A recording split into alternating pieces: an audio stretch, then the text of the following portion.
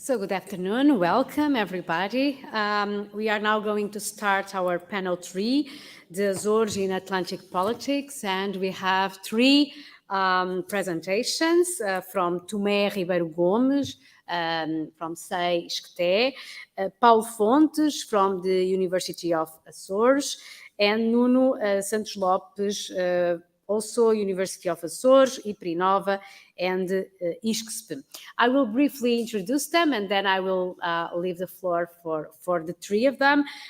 Starting with Tome Ribeiro Gomes holds a BA in Political Science and International Relations from Nova University of Lisbon and a Master in Governance, Leadership and Democracy Studies from the Catholic University of Lisbon. He has worked at the Consulate General of Portugal in London and in the Agência para a Modernização Administrativa, also in Lisbon. He is currently a PhD candidate researching the strategic relevance of the Azores in the History, Security Studies and Defense program at CEHu-UAc in Lisbon. And he's also he was also born in one of the Azorean islands, so this is the perfect place to be. Then we have Paulo Fontes, holds a PhD in Legal Political Theory and International Relations, summa cum laude from the University of Évora in 2016. He has a bachelor's and master's degree in Sociology from the University of the Azores. He has been an assistant professor at the University of Azores since 2021. He's an integrated member of the Center for Humanistic Studies at the same university and an integrated member of the Research Center in Political Science at the University of Minho and Évora. Last but not the least, Nuno Santos Lopes. He's a PhD candidate in International Relations at FCSH-Nova, University of Lisbon, financed by a PhD research studentship from IPRI-NOVA FCT. Holds a MA in Political Science and International Relations from FCSH-Nova 2016 and a BA from the University of Azores 2013. Invited lecturer at FCSH, University of the Azores since 2019, researcher at IPRI-NOVA since 2022, or in 2022, I suppose. CEHu-UAc, so this is the Center of the University of Azores, 2019, and another research center from ISCSP, 2016. The main areas of Nuno are Azores, European Studies, Geopolitics, and United Nations. So now that we briefly know our 3 distinguished participants of this panel, I will give the floor to Tome. Tome is going to make a presentation entitled The Azores in Atlantic Geopolitical Trends, a Prospective Analysis. Tome, the floor is yours. 15 minutes.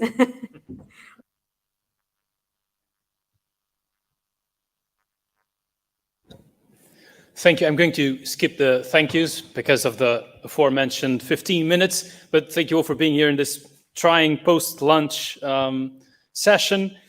So as you just heard, my PhD, I'm a PhD candidate, and my PhD, I came up with a typology, or I categorize different aspects of the Azores as a strategic location. So this is kind of a test of that framework to see if it's useful. So I'm trying to answer the so what question, and thinking here mainly also academics, but for policymakers as well. So what can a framework like this of the Azores as a strategic location do when we're thinking about the future? And what I've done is I've come up with the broadest geopolitical trends, global geopolitical trends that I can think of. I consulted global risk assessments and things like this, but I'm not following any of them. And if I'm missing something, please do tell. And this is an attempt to contribute to the debate that historically looks a bit like this. So we always live, I think, in a VUCA world. So we have volatility, uncertainty, complexity, and ambiguity. So the strategic decision makers have to contend with this all the time. But after the Cold War, this was enhanced with an unmooring of the old certainties about where countries were in the Cold War landscape. And for Portugal, this was perhaps especially acute, and for the Azores as well, because of the importance of LAJ, the military strategic functions of LAJ in the US-Portuguese relationship, especially, but also other dimensions to this relationship, which were thrown into doubt after the Cold War. And then in 2012 to 2015, we had the downsizing of LAJ, so the debate gained a new urgency, perhaps, and new information, which was that, well, it wasn't perhaps as important to the US, the Azores, as previously thought. Then, about the same time, so 2012, 2014, we have the pivot to Asia. We have China's BRI with another name, but announced in this time. We have the invasion of Ukraine by Russia. And we have, at the same time, high-level visits to the Azores by high Chinese officials, including President Xi Jinping in 2014. So the debate is still very much in an uncertain moment when there's the full-scale invasion of Ukraine by Russia. So this will come up. We're living in an era of polycrisis, says Adam Tooze. And I'm going to skip this for time. And in this era of polycrisis, perhaps we can look at the environment, at the strategic environment, according to these. Again, I came up with this with quite a soft methodology. Okay, so the more methodological part comes with the strategic locations of the Azores, but I'm thinking of global warming, great power rivalry, geo-economic competition, and this fourth one, populism, polarization, post-truth, which then feeds into nationalism. Fifth, energy and digital transitions. And sixth, new strategic domains as broad global geopolitical trends that then will, and they're all interlinked, of course, then will feed into the strategic environment of the Atlantic region. A term we've been discussing now since yesterday. What is this of the Atlantic region? But for our purposes here, it's where these trends, so looking out from the Azores, where these trends will intersect to create new opportunities and threats for the Azores. I'm not using risks because I'm not measuring anything, and usually when we speak about risk and prospective analysis, we're going to measure it. I don't think that can be done by just one person. First one, global warming, some implications that we can think of off the top of our heads, which may influence the Atlantic region and then the Azores.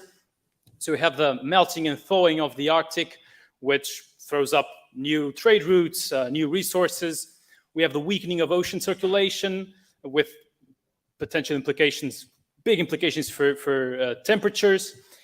We have sea level rise, coastal erosion. We have extreme weather events, and we need scientific research and scientific cooperation, both to mitigate and to adapt. Second broad geopolitical trend, great power rivalry. And there's a trend, looks like, towards zero-sum relations between great powers, the US, China, Russia. It can be debated whether it's a great power or a medium to great power, but then also a lot of medium powers, regional powers, which are starting to try to influence their geopolitical environment in a way they hadn't before. And this leads to something, may lead to bipolarity, may lead to multipolarity. That's one question. But either way, there seems to be a tightening of alliance systems. This is a term by Wagner, which I think is quite useful because we're seeing it now. So there's very little wiggle room, very little you can do to build alternatives. So if you're allying with A, maybe B will be quite angry with you.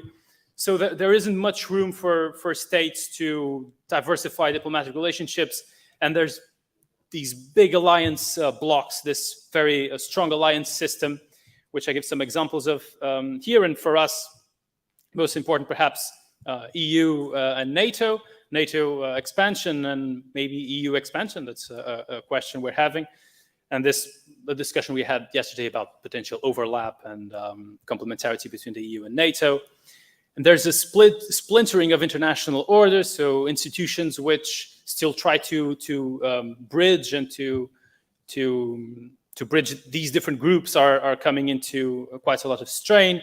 There's new geopolitical hotspots coming up, for example, in the Arctic, driven also by trend number one, by the Arctic thaw of global warming. There's gray zone conflict, and there's potentially an arms race, which links to the sixth trend. But I am pressed for time. Geoeconomic competition could be a manifestation of great power rivalry. So states are using economic means to achieve what used to be military political purposes. Also quite a strong trend since, again, since 2012-13. We're going to skip the implications. Here, populism, polarization, post-truth. The 3 Ps from Moises Naim, latest book.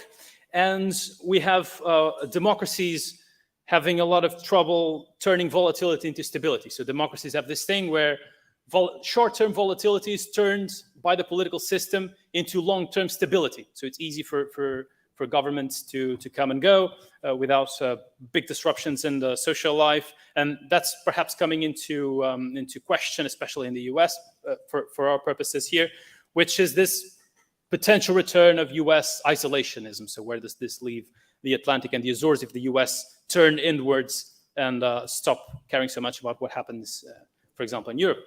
Then we have the energy and digital transitions, where we have a new map arising out of newly important resources and certain commodities gaining a new relevance. And then where are they? Attempts to control them. And this, of course, touches the Atlantic, not only the Atlantic, of course, the Pacific as well. But for our purposes here, Africa and South America will perhaps be more relevant in the new energy economy. And perhaps deep sea mining, where the Atlantic can also come into play. And we have then a trend towards dematerialization of economic activity. These are long trends. It's not going to happen tomorrow. But there's potentially new opportunities coming up here, which we'll see in a bit.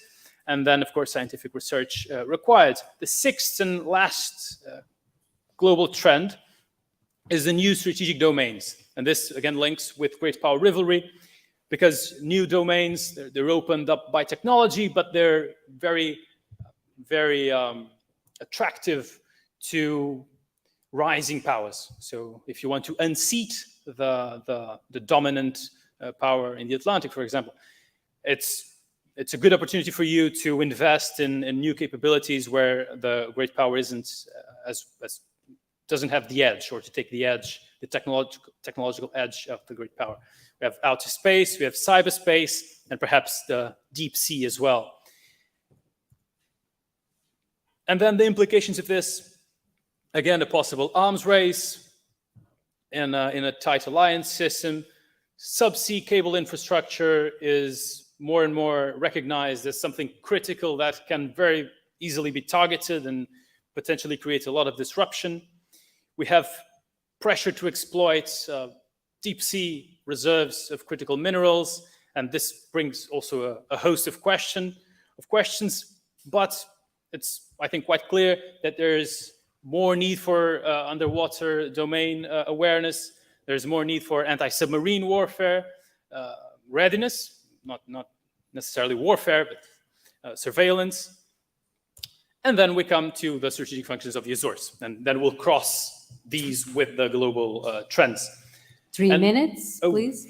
These functions, so the first 3 functions I've grouped in strategic depth, which is a concept used for continental strategy, for land-based warfare more than sea warfare, but I think it works. So the Azores have functioned as a safe haven, an assembly point, and a springboard for invasion in relation to continental Portugal. But then we have 2 other more military functions, which are more sea-based. So sea lines of communications can be controlled from the Azores either by logistical support or by communications and data gathering that's done in the Azores.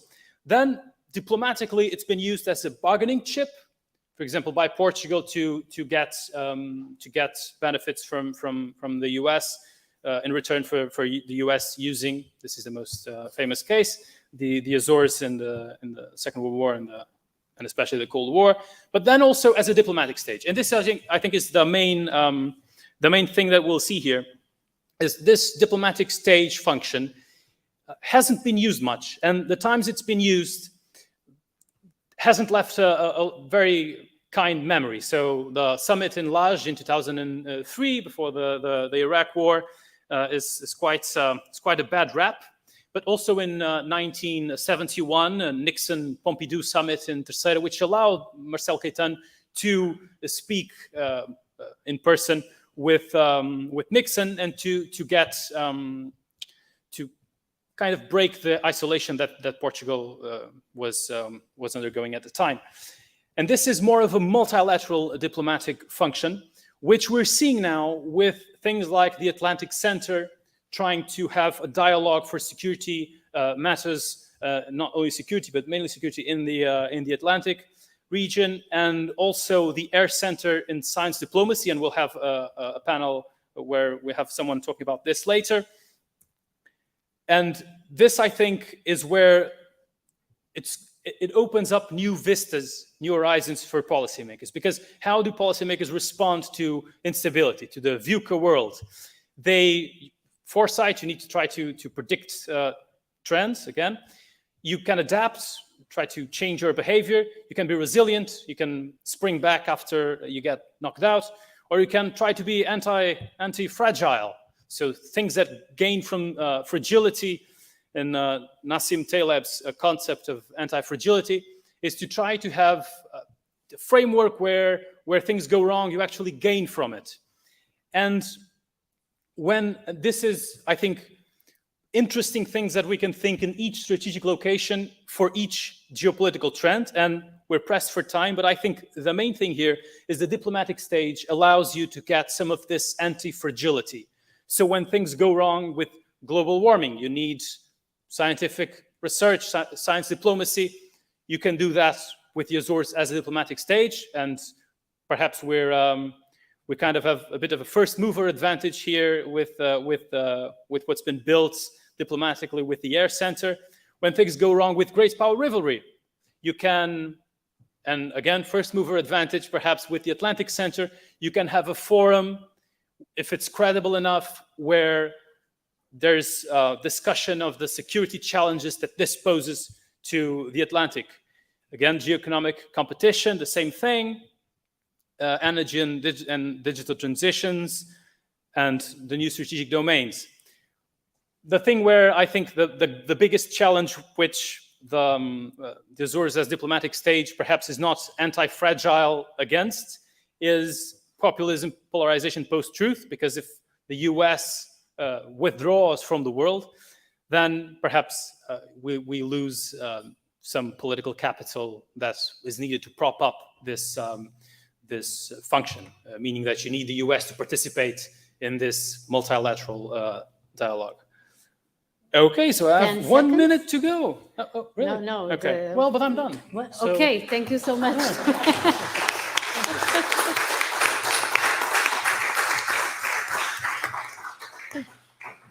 I know it's quite a pressure, the time limit, but as you know, we have a very full afternoon, so we really need to go through all the program.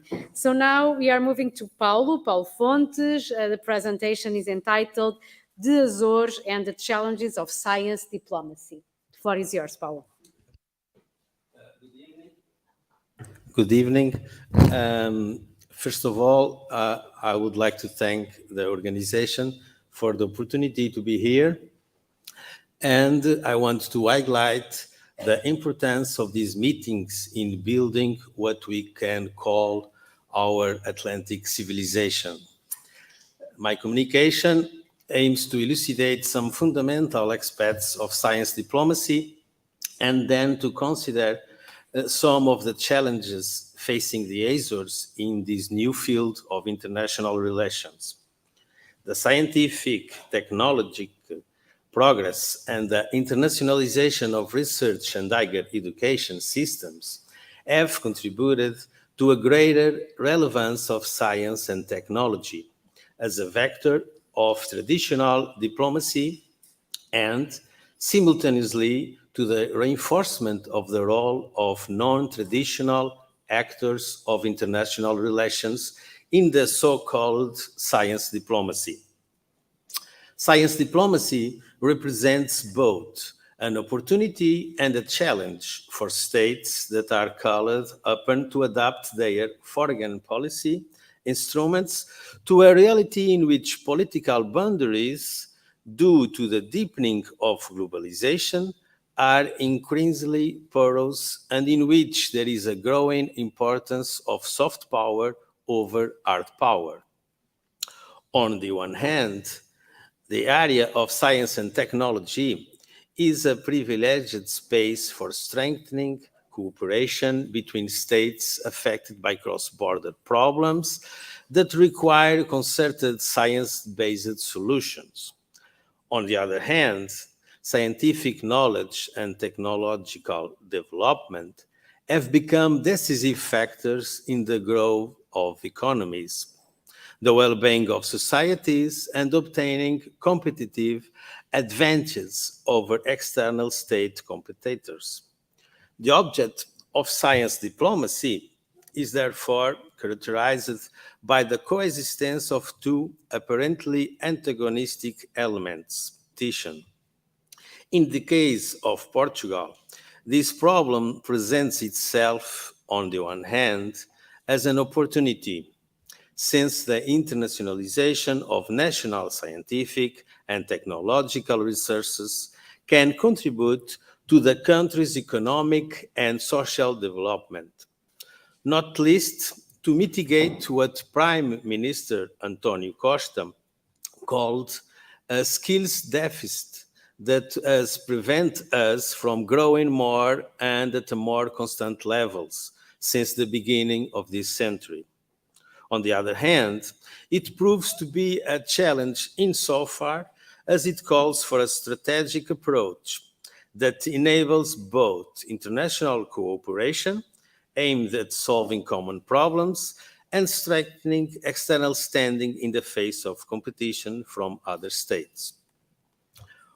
On the other side, the issues that science diplomacy concerns are transnational and therefore require an international relationship.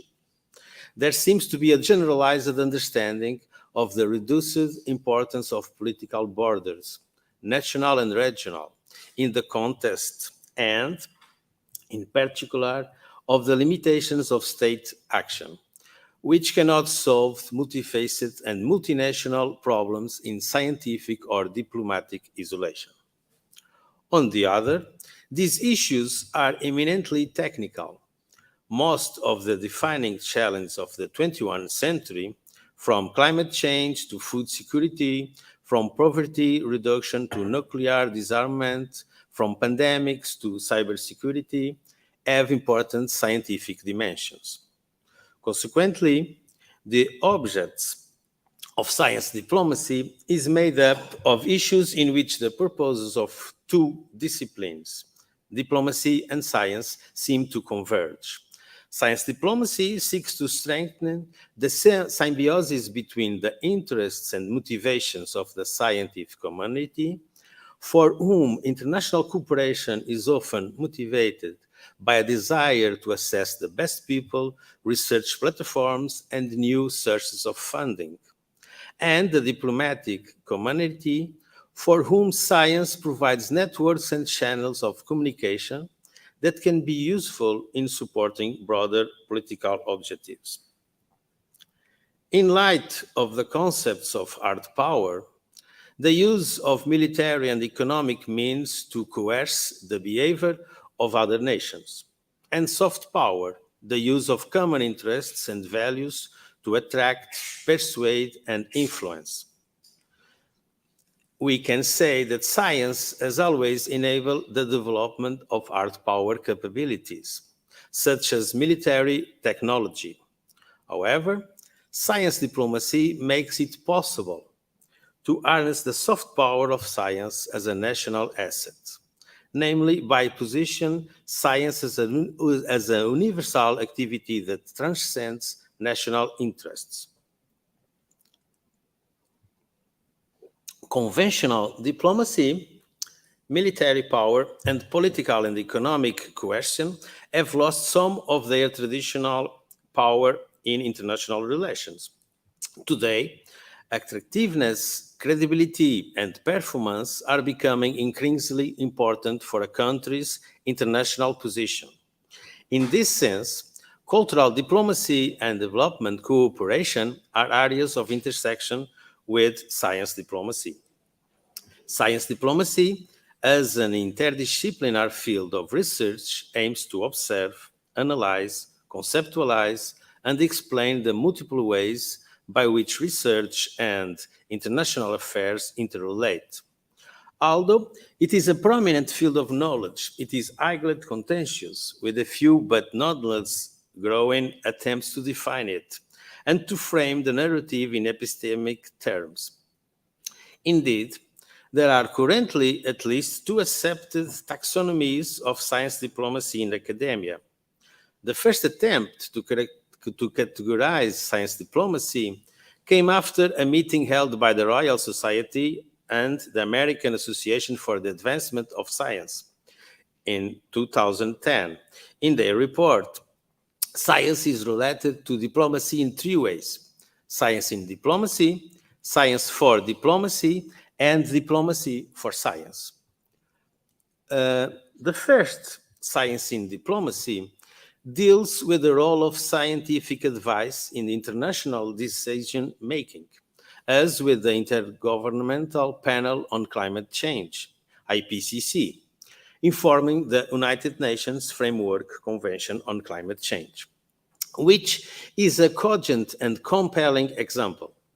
In the alternative, science for diplomacy stands for the bridging of communities from different countries around joint and collaborative research endeavors, such as the Conseil Européen pour la Recherche Nucléaire, CERN, in Switzerland, or in our case, the current project promoted by the Portuguese government for a convention to set up an international research center for the Atlantic International Research Center, HAIR Center, based in the Azores, and networked with other Atlantic infrastructures, which takes the form of an intergovernmental organization. Finally, it is argued that by building international relations around scientific research practices, scientific communities would benefit from enhanced visibility, funding, and capacity development schemes. The last of these is called science diplomacy. However, these three very different taxonomies don't tell the full story or capture the malleable nature of the concept. For instance, actors like Gluckman et al. Proposed three new categories based on the interests of countries of being involved in science diplomacy practices. To these actors, the classification suggested by the Royal Society ignored the forces that these interests would play in driving science diplomacy. Thus, they propose that science diplomacy could be framed in actions designed to, first, directly advance a country's national needs, two, address cross-border interests, and three, meet global needs and challenges. According to their proposition, this scale of interests would determine how science diplomacy operates and which drivers will propel the relationship between research and international relations.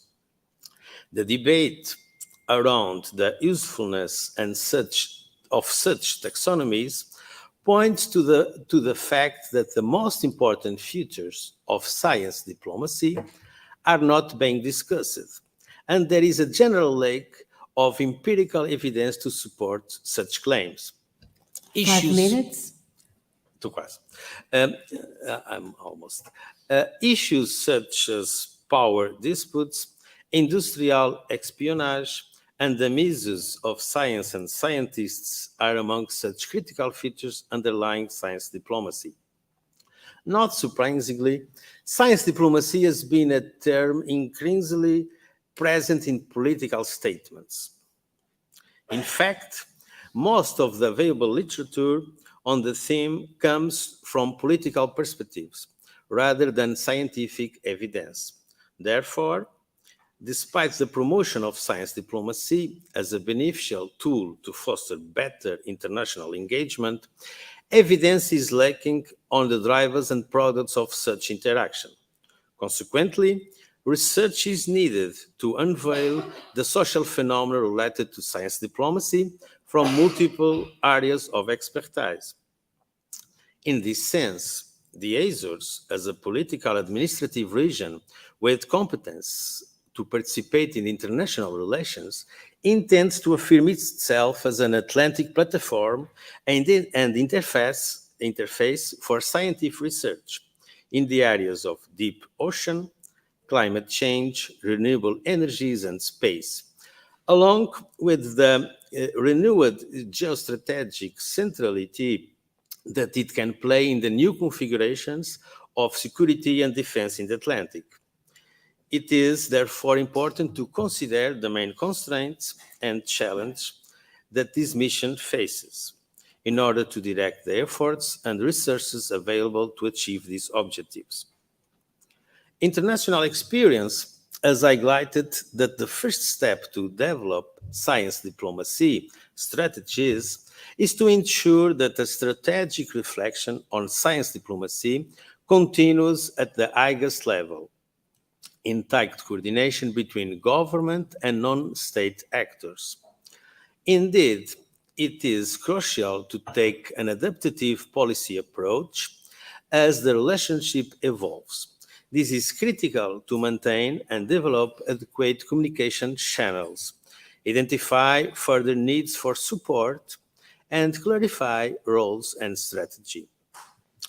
Building on recent research on science diplomacy, together with the metaphor of triple helix of university, industry, and government relations, and considering related international dimensions, our analysis shows that those new relationships must consider accommodation new configurations of knowledge production by establishing alliances with an increasingly large range of knowledgeable institutions.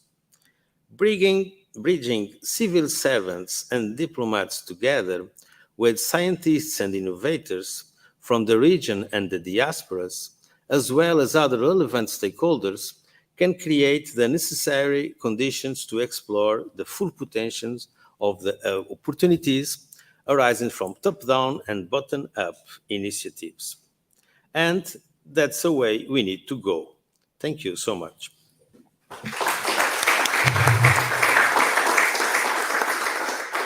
Thank you so much, Paulo. It was right on time.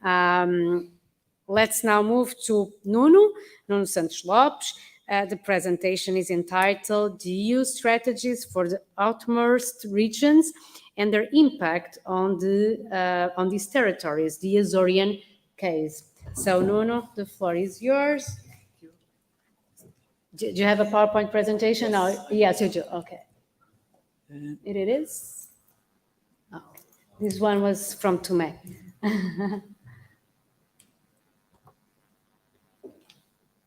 Okay.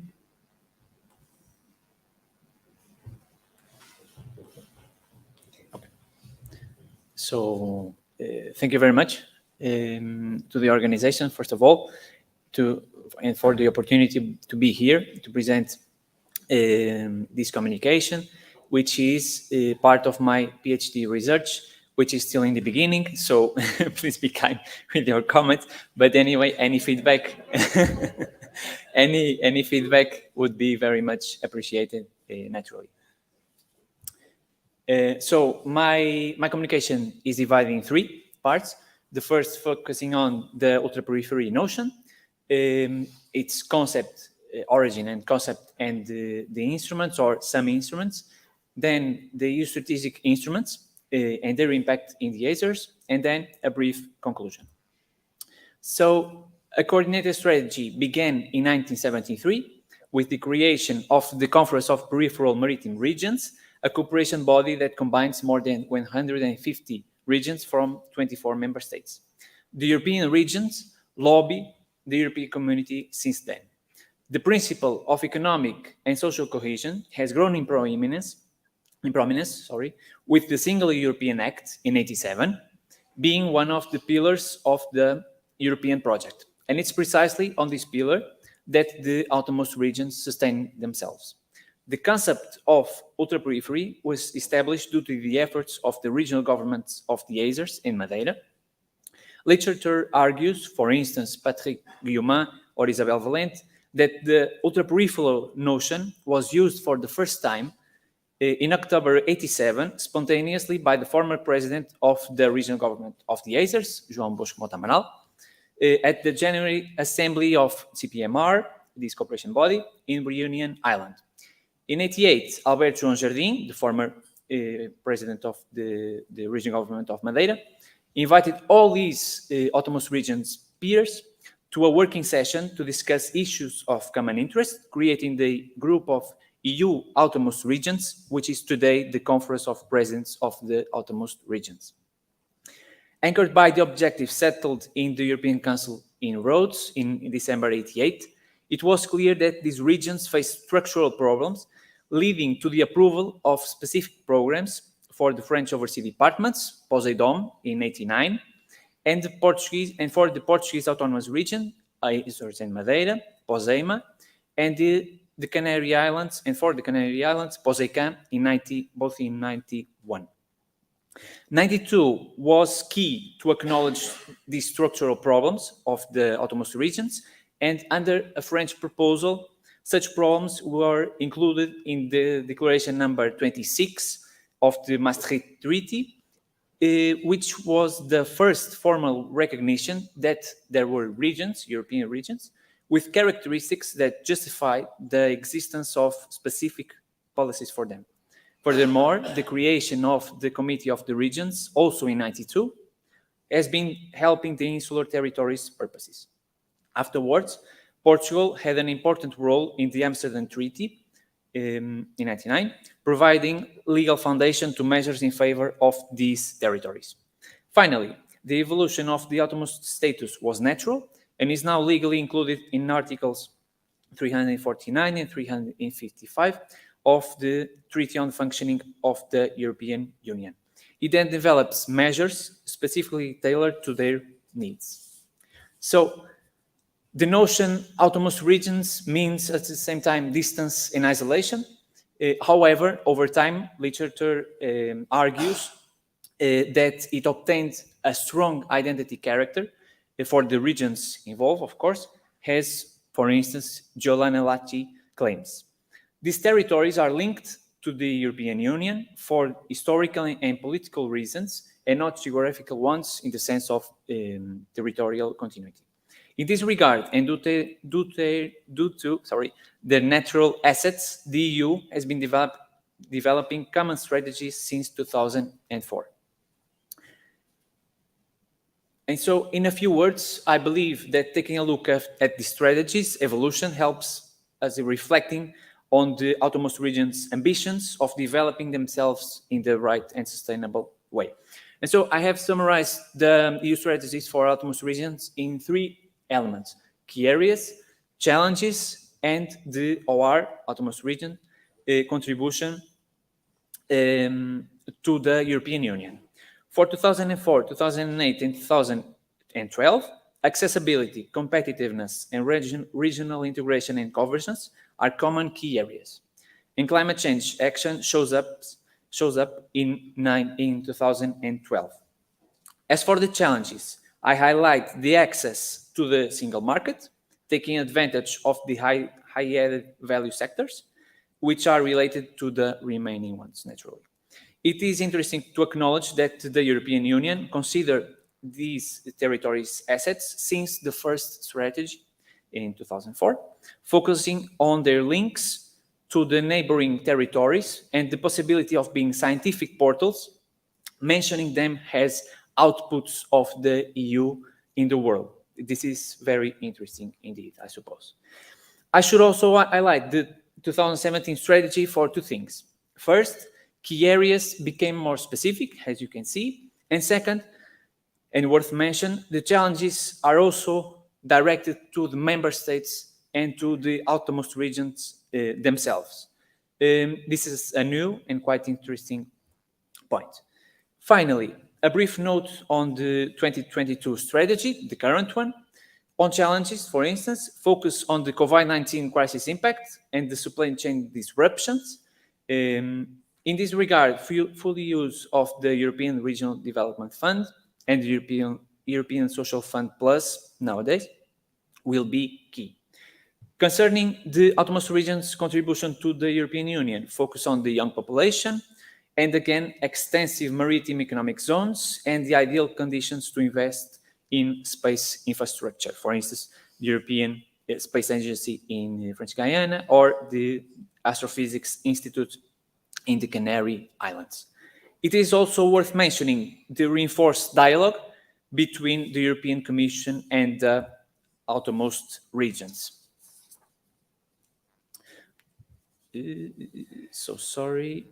For the reasons I mentioned before, I believe it is interesting to quote two sentences from the current EU strategy for outermost regions. First, the strategic location is emphasized, as you can see. Second, note some interesting keywords that reflect the EU commitment towards the outermost regions. And you can see institutional obligation, and here we have the direct link to the EU treaties, for instance, and to the strategies, of course. A political imperative, economic necessity, geostrategic investments, and has EU gateways to the rest of the world. Now, concerning the EU strategic instruments and their impact in the Azores, first I selected the strategies for smart specialization that identify priorities for regional development. As a necessary condition for obtaining structural funds for the programming period 2014-2020 and currently 21-27, regions were asked to design a development and innovation strategy following the bottom-up approach subject to the European Commission's approval. We can see their contribution to the regional growth and the related challenges faced by the region. One challenge that I found particularly interesting was the lack of suitable data at the time, of course, in order to design this smart strategy. Here, I establish a direct link between the priority areas of the Azores Smart Specialization Strategy 1420 and 2012-2017 EU strategies for the outermost regions. So you can see that these links are clear to acknowledge the importance of both instruments in this point, in this case. Here I focus on the priority and transversal areas of the current Azores Smart Specialization Strategy, highlighting one priority area, space and data science, and one transversal area, Atlantic and geostrategic dynamics, given the field of research used in this case. And on this slide, the links or the direct links between the current, again, Azores Smart Specialization Strategy and the EU strategy for outermost regions in 2022. So once again, the connection between these instruments is clear and promote, from my point of view, the alignment between the European Union and its regions. 5 minutes. Thank you. Now, this slide shows how the European Union sees the Azores. And it's quite interesting, I must say. This is an annex of one of the annexes of the current EU strategy for the outermost regions. From the assets, where areas such as strategic location and space are included, to the focus areas, transport and digital, research and innovation, and international cooperation. Not forgetting, of course, the challenges that are still present and should be addressed by this autonomous region. For instance, the strategic position of the Azores becomes an issue of renewed importance, I must say, when we realize that governance models based on the sea and space correspond to an evolution of geopolitical trends. Oceans and space are receiving increasing attention, whether in economics or science. The Azores can play a role on the protection of the Atlantic routes, for example, and for space observation as well. Also, projects such as the Air Center or the Atlantic Center, as mentioned before, correspond to, and I quote, qualitative leaps that can be made in the long transatlantic relationship, as Professor Paulo Fontes argues. In coming closer to the conclusion, taking a look at the structural funds evolution in the Azores demonstrates the EU commitment to this region, because we are here physically now. In every EU budget, there are two key areas: the Regional Development Fund, two key areas: the regional development through the European Regional Development Fund, and the social dimension through the European Social Fund Plus nowadays. One should say that the opportunity for the Azores of taking advantage of the EU contribution is of great importance to exploit their potential. It's also worth mentioning, not including structural funds, but for instance, the POSEI programs that are really important here for the Azores. In this regard, I tried to establish a connection between some of the EU and the Azores strategic instruments, linking with the future investments in the scope of the Azores Regional Program 2030, which is, some calls has already been made in public. The highest amount is for priority 4, because it combines part of the European Regional Development Fund and most of the European Social Fund Plus funds. We must remember that competitiveness, research and innovation, objective 1 in the first two columns, first line, are present in every EU strategy for the outermost regions. And the climate action topic, objective 2, policy objective 2, since 2012. In the Azorean case, about 40% of the funds will be dedicated to these two objectives. So, from my point of view, everything is related. The EU and the Azorean policy objectives, smart specialization strategies areas, and the ongoing and future investment from the Azores Regional Program 2030. And this is important both to the EU and the Azores, I suppose.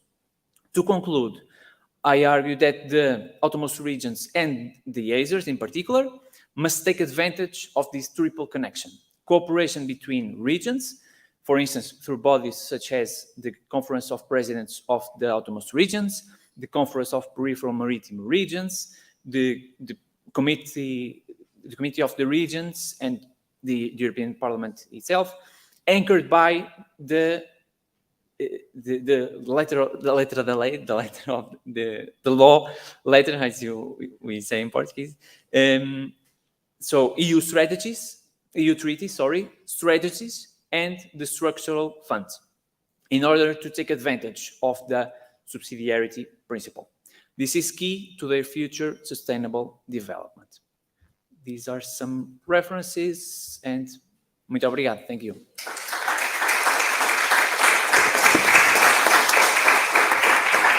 Thank you so much, Nuno, and again, Tome, Paulo, and Nuno for being so disciplined with time. Well, according to the program, we should have been starting coffee break 4 minutes ago.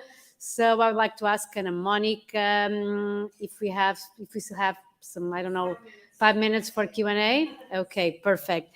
So who wants to jump in and pose the first question to our participants of this panel, Tome, Paulo, and Nuno? Please, Licinia. So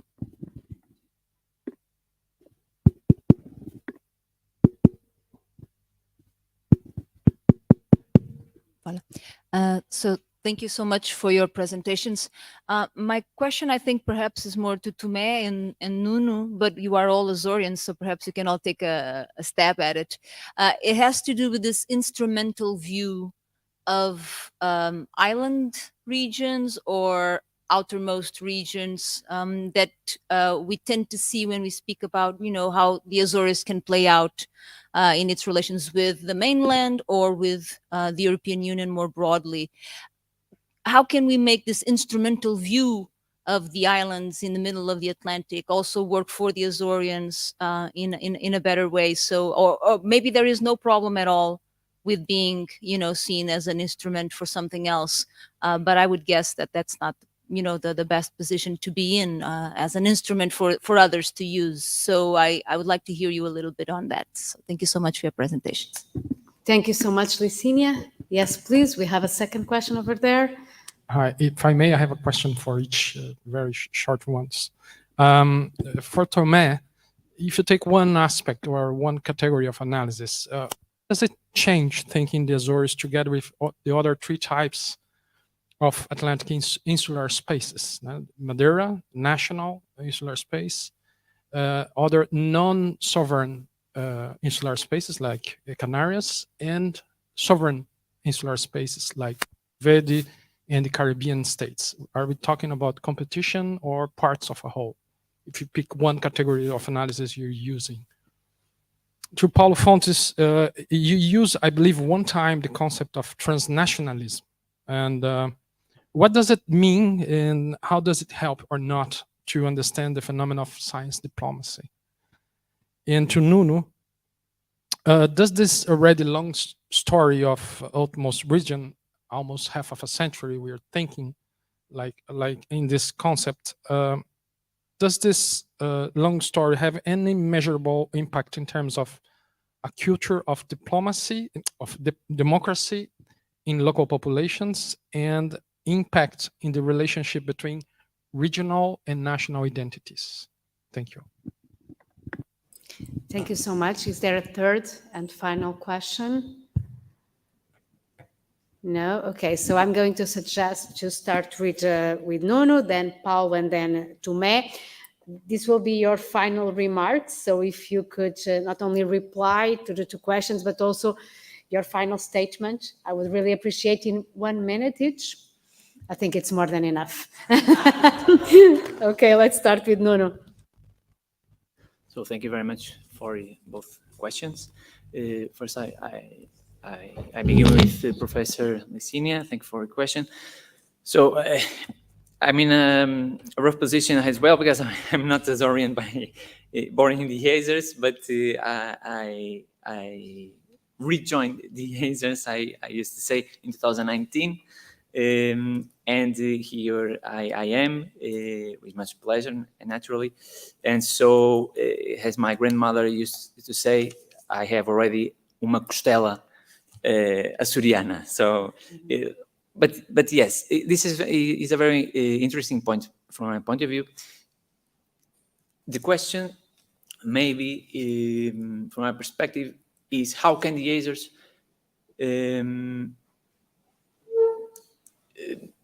take advantage of being in the middle of or this dual relation between the Atlantic and Europe, not forgetting, of course, the relation with the Portuguese Republic, which is always good to take into account. But we have, and I've been studying since 1 year ago, more or less, this dual relation. And why? Because until Portugal joined the European Union, naturally, the Azores and Portugal itself, mostly the Azores, were most focused on the Atlantic and the relation to the United States, etc. And with the access to structural funds, and also anchored by these cooperation bodies, EU cooperation bodies, it is getting a real and strong connection to Europe. Nevertheless, we were talking about this at the lunch. Since 2018, more or less, this strong connection to the Atlantic has renewed importance. So from my perspective, it's not how the Azores are viewed as an instrument to both or many parties, but because it's, in my opinion, as well, it's an interest to the Azores to be in this position. Why? Because it has importance, right? To be in the center of the North Atlantic, especially, and then also a close link to the European Union. And I think that the Azores does this connection pretty well. Projects such as the ones that I mentioned before, more focused on the Atlantic. Now also, as Paulo was mentioning, the science diplomacy. I really believe that the Azores can play a big role on this issue. Not forgetting, of course, and forget me about this, where the money comes from, and not I mean from the European Union. And this is not a negative point, I would say. It's where the Azores can benefit can have a dual benefit, a double benefit, because it obtains structural funds, because it's key to the regional economy, for sure. And yet they have political links with other regions. For instance, I mentioned the Conference of Peripheral Maritime Regions, so more than 150 regions. And I truly believe, and anchored by the outermost region, ultra-peripheral, status, I deeply believe that the Azores does this very well. Nevertheless, there are always space for improvement, and this is what I intend to investigate about. Thank you. I believe I answered. If no, we can talk later. Now, regarding the second question, the link between regional and national identity and the outermost and the ultra-peripheral notion, I would say, and again, in a very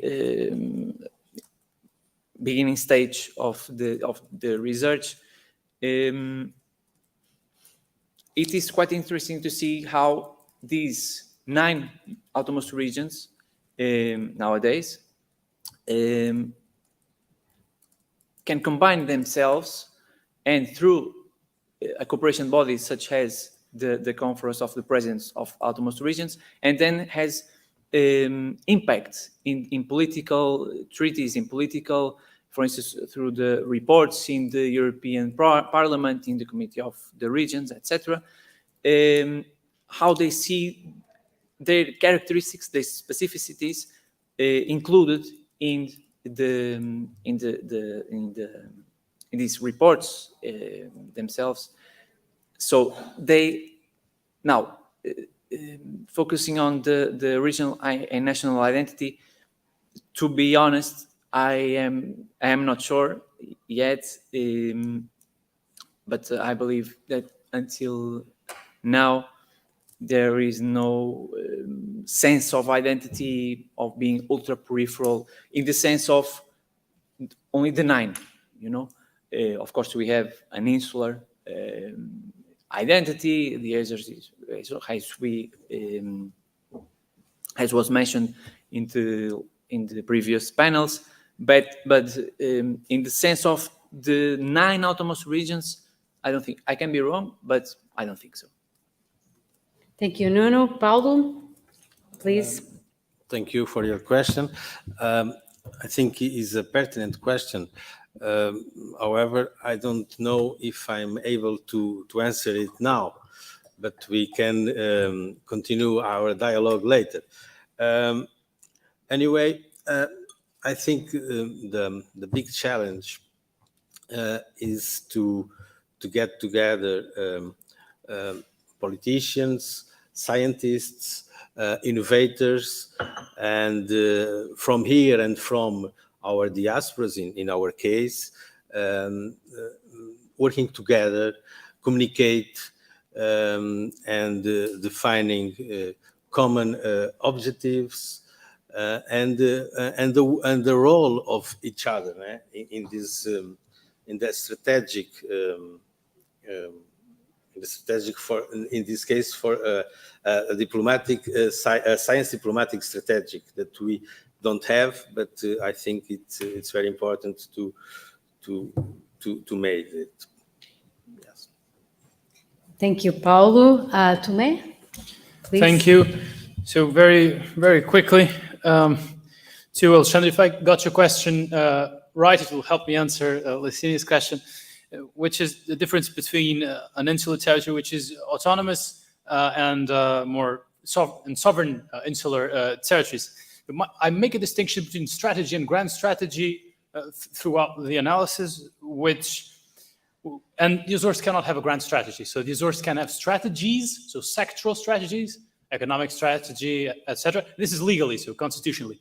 They cannot have a grand strategy where states integrate all other strategies, never fully, but they try to produce certain strategic results in the long term. And again, this helps me answer because when I'm looking at strategic location analytically, I think I have to think about it instrumentally. So the Azores as instrument for someone's grand strategy. But again, they can have strategy, small s strategy. And most importantly, when I'm thinking about the Azores as a strategic location, I stumble upon the need for the Azores to benefit from that strategic location if the strategic functions are to work. So historically, there's a lot of times where we see the lack of support from local population being an obstacle to the use that other actors want to make of the island. So what I would say is it's in the interest of whoever is using the Azores to make it work for the Azoreans. Then there's one thing which I think it's a political challenge, not, I don't think it enters into this analysis, but then of course the autonomous government has to work within its relationships, not just with Republic, with the central government, but with other states as well, to make this work in our favor, in the favor of the Azores. And this is a good example of how strategic location can help the Azores by having these kinds of networks meet here. And yes, coffee break. Thank you, Tome. That was my next message. Thank you. No, thank you. I think Ana Monica appreciates this. Okay, so we'll stop here. We'll come back in 5 minutes. 5 minutes for Atlantic Geopolitics with the moderation of Patrícia Deinhardt, presentations Ana Azevedo, Kátia Miriam Costa, and Sandra Balão. Thank you.